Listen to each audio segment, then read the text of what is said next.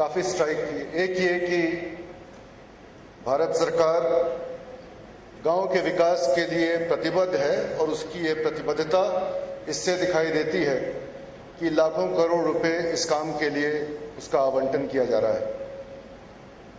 एक दूसरी चीज़ जो सामने आई कि एम्पावरमेंट की या सशक्तिकरण की बहुत ज़रूरत है।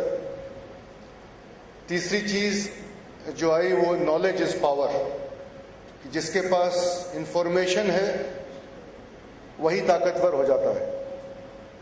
तो सबसे अच्छा है कि इंफॉर्मेशन सबके पास हो। और चौथी चीज़ जो सामने आई वो ये कि मिडलमैन या बिचौलिए, इनका रोल जितना कम होगा गांव का विकास या देश का विकास उतना ज़्यादा और उतने अच्छे ढंग से होगा।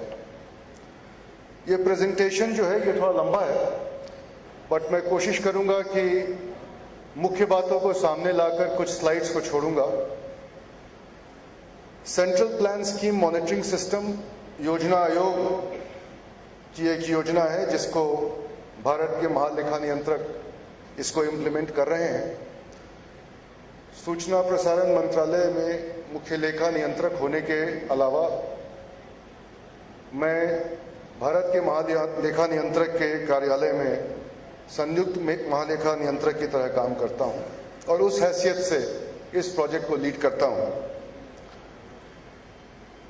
जब हम लोग 13 फ्लैगशिप स्कीम की बात करते हैं तो 1 लाख करोड़ की बात करते हैं, लेकिन योजना आयोग के तरफ से या भारत सरकार की तरफ से आज 785 प्लान स्कीम है, जिसमें 4 लाख करोड़ के आसपास सालाना रिलीज होता है।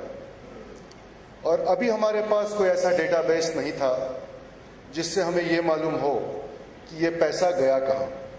आज सुबह जब फ्लैगशिप स्कीम्स के बारे में बात हो रही थी, या जब हम ये बात कहते हैं कि नरेगा में इस साल 33,000 करोड़ का रिलीज हो रहा है, तो यहाँ बैठे हुए बहुत लोग ये सोच रहे होंगे कि इसमें से कितना हमारे गांव में आ रहा है, क्योंकि सबसे ज़्यादा दिलचस्पी मुझे उस बात में है।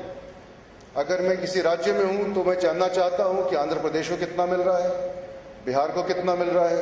मैं किसी गांव में हूँ तो मैं जानना चाहता हूँ कि मेरे पंचायत में कितना पैसा आ रहा है।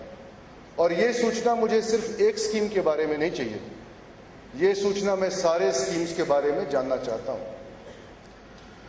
ये हमारी कोशिश जो है central plan scheme monitoring system, ये इसी दिशा में एक प्रयास है कि एक सेंट्रलाइज्ड डेटाबेस डेवलप हो जहाँ पे सब लोगों को ये सूचना बहुत आसानी से उपलब्ध की जा सके। ये भी एक्सपेक्टेड है कि जब इस तरह की सूचना सबके पास रहेगी तो ट्रांसपेरेंसी और अकाउंटेबिलिटी अपने आप ही बढ़ जाएगी। इसमें जो लास्ट पॉइंट है वो है इलेक्ट्रॉनिक पेमेंट्स का। बहुत बार ये देखा गया है कि पैसा जिसको जाना चाहिए उसको नहीं जा रहा है, किसी और के दस्तखत हों। तो सरकार ने सोचा कि अगर हम फाइनेंशियल इंक्लूजन के तहत बैंक अकाउंट्स खोलकर या पोस्ट ऑफिस में अकाउंट्स हो, वहाँ अगर सीधा पैसा दे सकें। और आज मिस्टर जैन ने ये कहा कि महिलाओं के लिए खासकर अगर ये अकाउंट अलग से खुल सके तो इसका एक डुअल पर्पस भी सर्व होगा। तो ये एक कोशिश है, ये एक प्लेटफॉर्म है जिससे इलेक्ट्रॉनिक पेमेंट्स होते हैं। अभी हम लोगों ने पायलट्स के रूप में इसको शुरू किया था और करीब 33,000 लोगों को direct payment using this system ये हुआ है।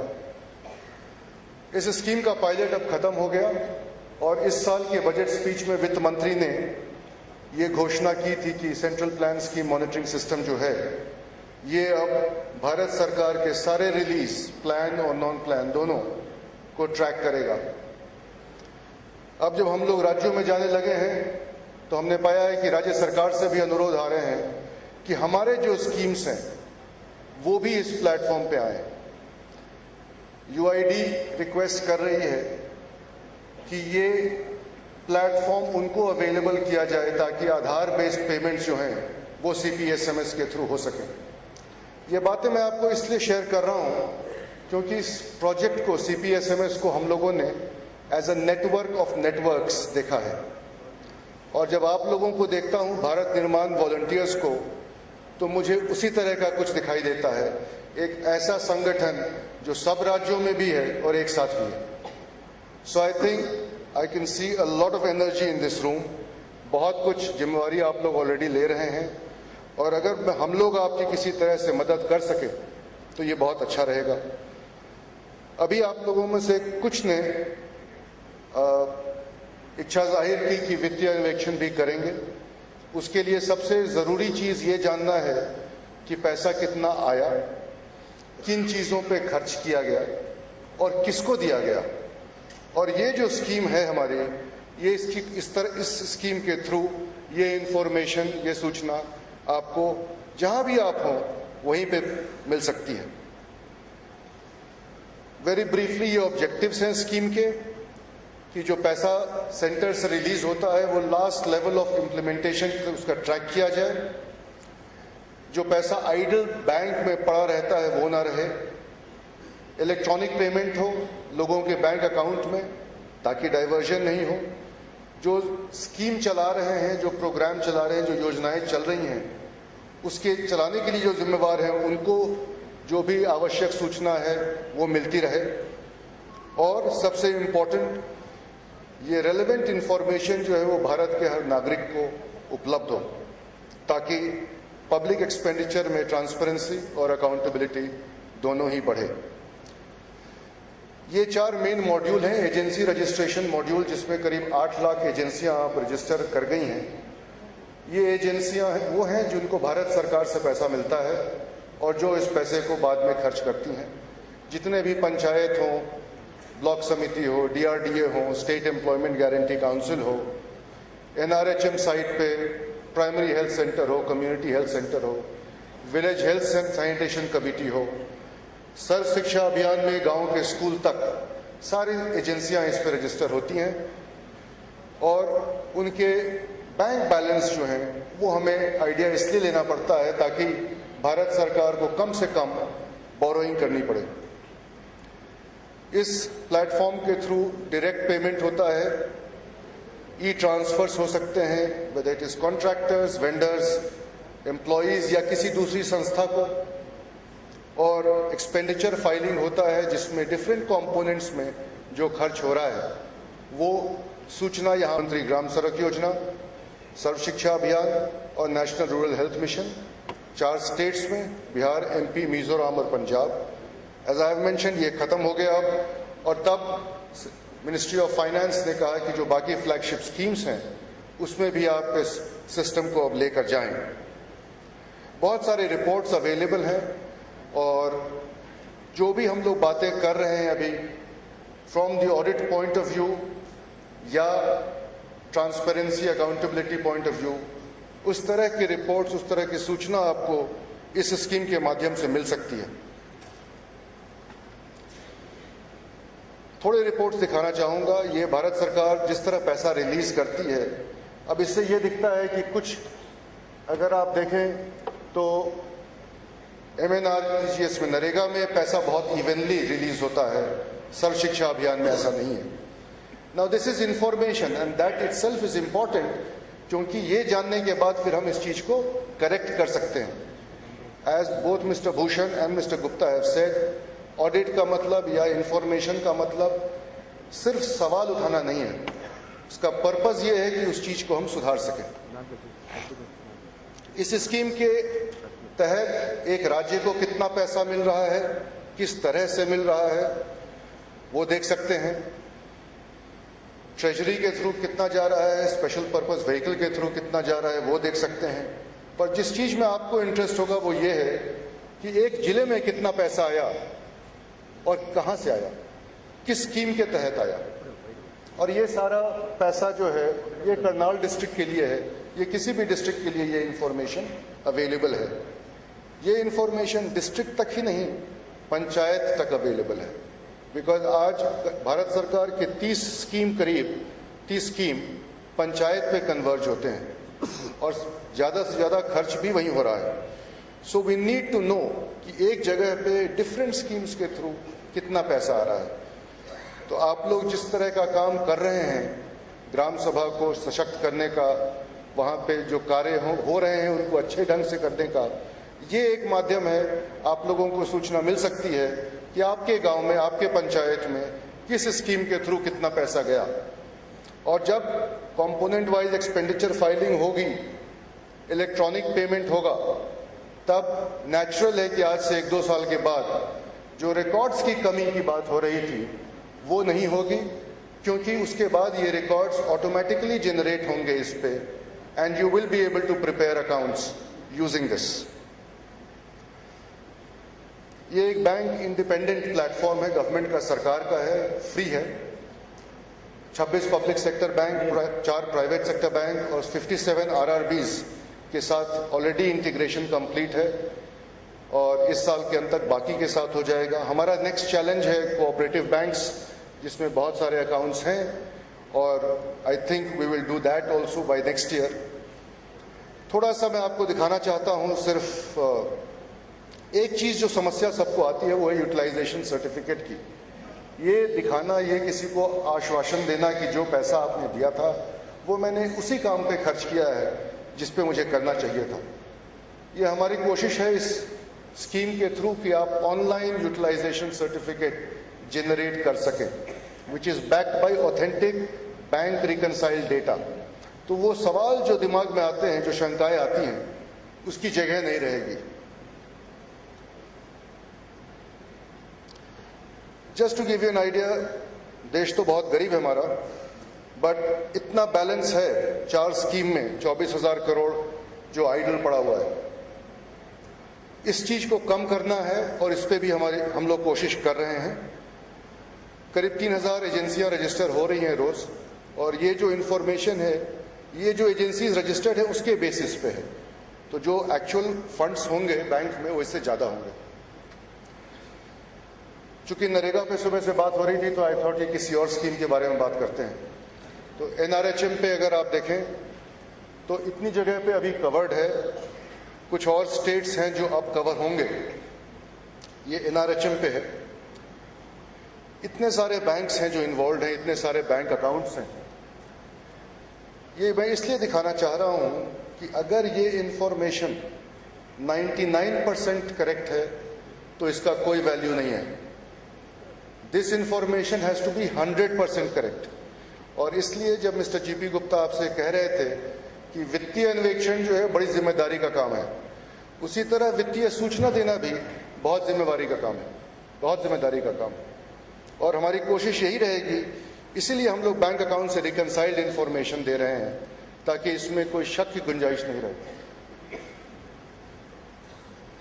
ये डिफरेंट स्टेट्स में जो बैंक बैलेंस है वर्सेस एलोकेशन, कि कौन सा स्टेट किस तरह यूटिलाइज कर रहा है, कितना कर पा रहा है। ये हम लोग यहाँ पे जो एग्जाम्पल दे रहा हूँ मैं मध्य प्रदेश का, इसको आप ये नहीं समझिएगा कि यहाँ पे स्थिति खराब है।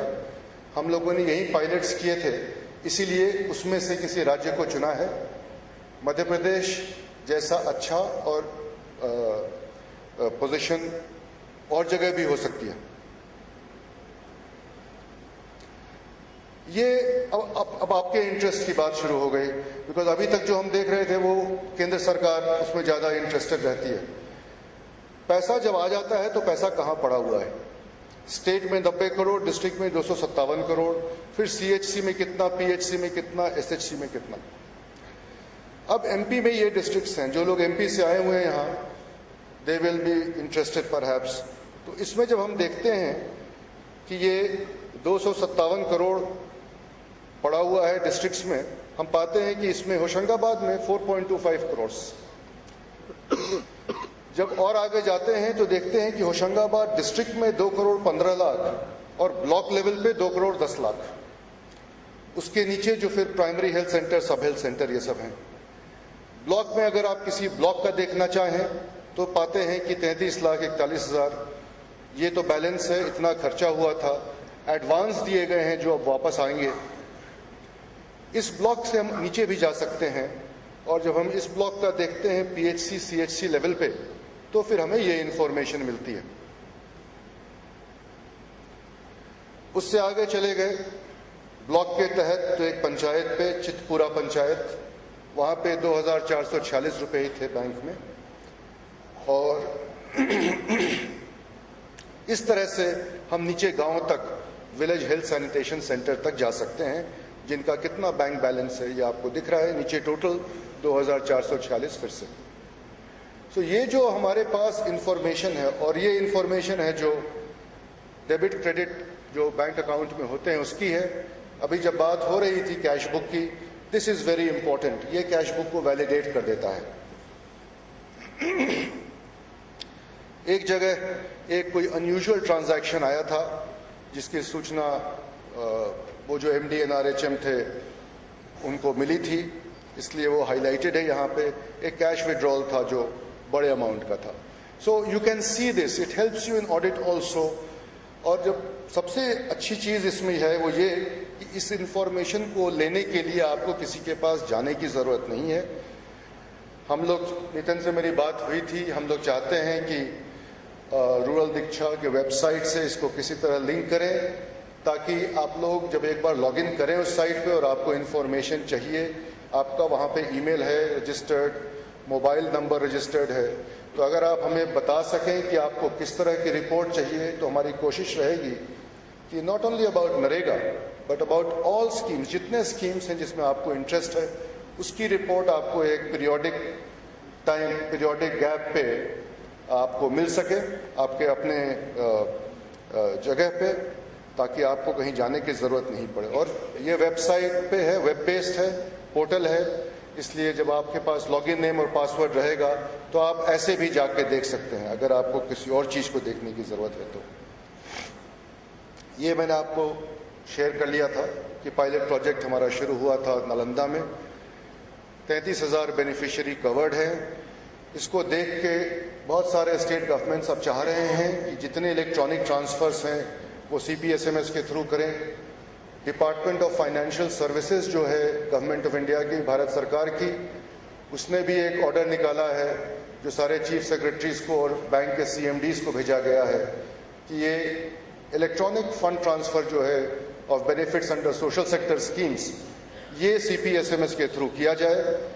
बहुत लोगों के अकाउंट पोस्ट ऑफिसेज में हैं, बैंक थोड़ी दूर पे है। हम चाहते हैं कि हम पोस्ट ऑफिस की जो पूरी व्यवस्था है उससे भी हमारा इंटीग्रेशन हो जाए, और इस पे हम अब प्रयास कर रहे हैं ताकि लोगों को अपने पोस्ट ऑफिस के अकाउंट में भी पैसा इलेक्ट्रॉनिक मीडियम से मिल सके। ये I will just skip that because I don't want to delay the programme. जो मेन मुख्य बातें थी वो मैंने बता दी आपको, और ये सब भी जिक्र कर दिया है कि ई-पेमेंट आपके पास बैंक अकाउंट हो तब, पोस्ट ऑफिस में अकाउंट हो तब, सिस्टम दोनों तरफ से आपको ई-पेमेंट करके दे सकता है। ये कुछ डिटेल्स हैं जो ई-पेमेंट के डिटेल्स हैं, किस किस काम पे खर्च हुआ था, किसको दिया गया था, कितना अमाउंट था, कितने बेनिफिशियरी, कितना मैंडेज, बेनिफिशियरी का नाम, डेट, फ्रॉम टू। फिर ये CBS जब आप देख रहे हैं वो बैंक अकाउंट है, और HOP जो आप देख रहे हैं वो हेड पोस्ट ऑफिस है। तो कितने बेनिफिशियरीज के लिए बैंक अकाउंट में पैसा गया, कितने बेनिफिशियरीज के लिए हेड पोस्ट ऑफिस में गया। और इसका सबसे बड़ा जो बेनिफिट है, एज आई मेंशन्ड, इतना पैसा खर्च होने के बावजूद इस सच्चाई को भी नहीं नकारा जा सकता है कि भारत अभी भी गरीब देशी है और हम लोग काफ़ी पैसा बोरो करते हैं। और ये जो 1 लाख करोड़ रुपया बैंक में आइडल पड़ा रहता है, ये 8% इंटरेस्ट पे अगर हम देखें तो 8-10 हज़ार करोड़ रुपया हर साल हमारा बर्बाद होता है। 4 साल में एक नया NREGA. So I don't think we can afford to waste that kind of money.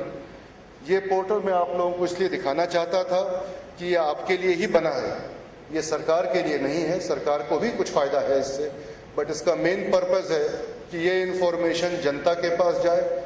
और पिछले हफ्ते जब श्री नितिन चंद्रा ने आप लोगों के बारे में बताया तो मुझे लगा कि इससे अच्छा ग्रुप, इससे ज़्यादा इच्छुक लोग इस स्कीम के लिए शायद एक जगह नहीं मिलेंगे। सो आई थॉट कि ये आप लोगों को इसके बारे में बताऊं। और एज आई सेड, ये हम लोग चाहेंगे और कोशिश करेंगे कि थोड़े दिन में जो रूरल दीक्षा का पोर्टल है उस पर ही एक लिंक दे दें ताकि आपको वहीं से इंफॉर्मेशन मिल जाए। बहुत बहुत धन्यवाद।